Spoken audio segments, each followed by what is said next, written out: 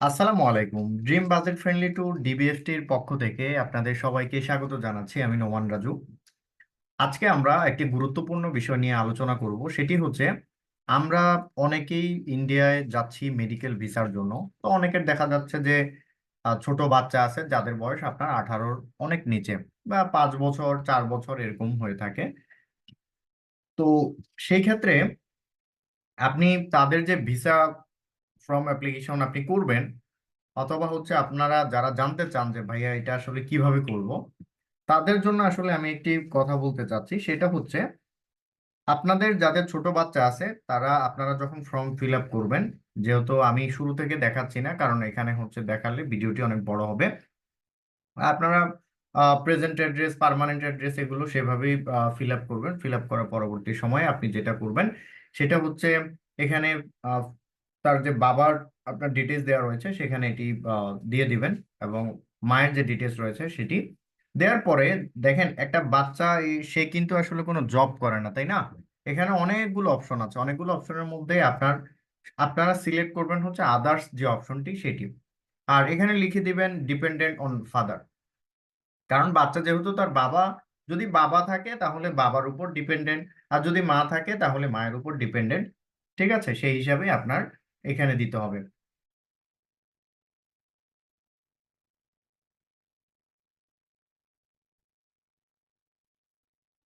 পরবর্তীতে এখান থেকে আপনার আদার্স অপশনটি দেওয়ার পরে ডিপেন্ডেন্ট অন ফাদার এটিও দিবেন, এবং যদি হচ্ছে তার বাবা কোথাও জব করে তাহলে সে অফিসের নাম এবং পরবর্তীতে কোন পোস্টে রয়েছে ডেজিগনেশন এটি, এবং অফিস অ্যাড্রেস, পরবর্তীতে ফোন নাম্বার। আর যদি হচ্ছে আপনার বিজনেস করে থাকে তাহলে হচ্ছে তার যে ট্রেড লাইসেন্স রয়েছে ট্রেড লাইসেন্সের মধ্যে কোম্পানির যে নামটি উল্লেখ রয়েছে সেটি এখানে দিতে হবে।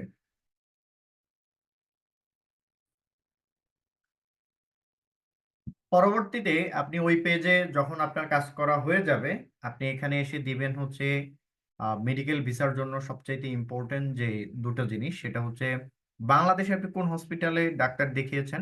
এই ডাক্তার দেখানোটা হচ্ছে আসলে মূলত এই যে ছোট বাচ্চাটি এটি হচ্ছে কার ভিসার পরিপ্রেক্ষিতে, মানে কার হচ্ছে আপনার ভিসার এগেইনস্টে সে হচ্ছে ইন্ডিয়া যাচ্ছে।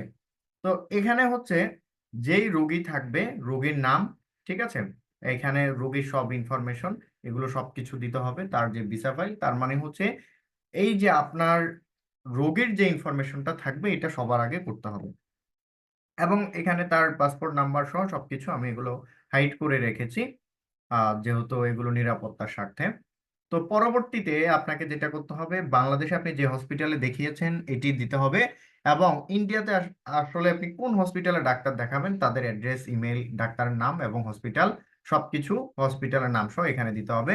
কি রোগ কি সমস্যা হচ্ছে এখানে ওইটি দিতে হবে, এবং পরবর্তীতে কোন পোর্ট দিয়ে আসবে এবং কোন পোর্ট দিয়ে যাবে সবকিছু সহ কত মাসের ভিসা চাচ্ছে এবং কতবার এন্ট্রি নিবে।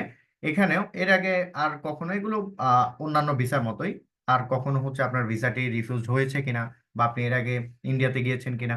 পরবর্তীতে রেফারেন্স নামে আপনার হচ্ছে আপনি যেখানে থাকবেন ইন্ডিয়া গিয়ে সেখানে এই রেফারেন্স নাম্বারটি, এবং বাংলাদেশে আপনার যে রেফারেন্স নাম্বার রয়েছে আপনার বাবা মা অথবা ভাই যে কেউ হতে পারে রেফারেন্স নাম্বারে, যেটি আপনার পাসপোর্টে লেখা আছে এটি দিলে অবশ্যই ভালো হবে।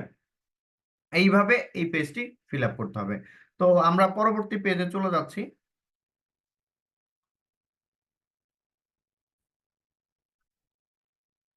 পরবর্তীতে যে অপশনগুলো রয়েছে এগুলো সবকিছু ফিল আপ করে আপনাকে ছবিটি আপলোড করা, এখানে ছবিটি দেখাই যাচ্ছে।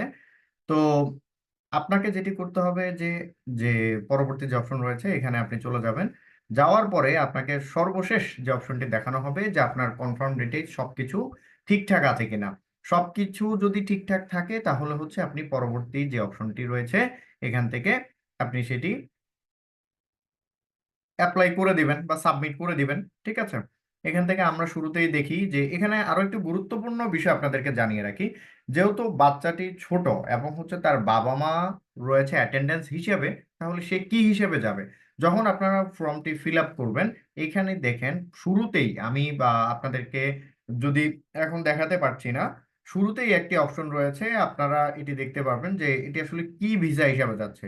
তো সেখানে এই অপশনটি রয়েছে। আপনি যদি মানে অ্যাটেন্ডেন্স, যেহেতু বাচ্চারা রয়েছে আপনার মেডিকেল ভিসায়, আপনাকে যেতে হবে অ্যাটেন্ডেন্স হিসেবে, বাচ্চা হলেও। ঠিক আছে, এই যে দেখেন মেডিকেল ভিসা আমি এখানে লিখেও দিছি। তো পরবর্তীতে মেডিকেল ভিসা যখন আপনি ফিল আপ করবেন, সেখানে অপশনটি এভাবেই আপনাকে সিলেক্ট করতে হবে যে অ্যাটেন্ডেন্স হিসেবে যাচ্ছে।